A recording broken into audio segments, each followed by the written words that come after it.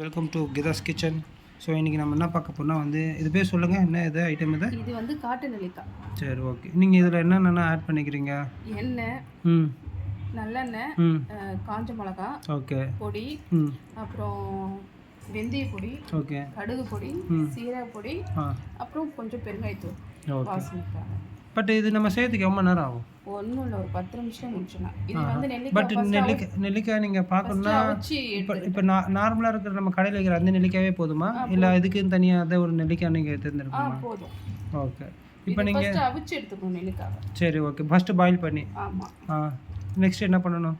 அவிச்சு எடுத்து அப்படியே ட்ரை பண்ணி ஒரு 10 நிமிஷத்துக்கு அப்புறம் நம்ம அது தண்ணி வடிஞ்சதுக்கப்புறம் ஓகே அந்த நெல்லிக்காவை நம்ம ரெடி பண்ணிக்கலாம். பட் இது நம்ம எவ்வளோ நாள் யூஸ் பண்ணிக்கலாம்? இது நம்ம வீட்டில் சாப்பிட்றதுனால 1 வீக் வச்சு 1 வீக் ஃப்ரிட்ஜில் வச்சு நம்ம யூஸ் பண்ணிக்கலாம். இப்போ நார்மலாக வெளியே வச்சா காடி ஊற்றிக்கலாம் கொஞ்சம். காடி ஊற்றி தான் நம்ம பண்ணணும். இப்போ இதுக்கும் காட்டு நெல்லிக்காய்க்கு என்ன வித்தியாசம்? இது வந்து கொஞ்சம் எப்படின்னா ஒரு கொஞ்சம் புளிப்பு இருக்கும், அந்த காட்டு நெல்லிக்காய் கொஞ்சம் இனிப்பு இருக்கும். இதுதான் காட்டு நெல்லிக்காய். ஓப்பன் பண்ணுங்க.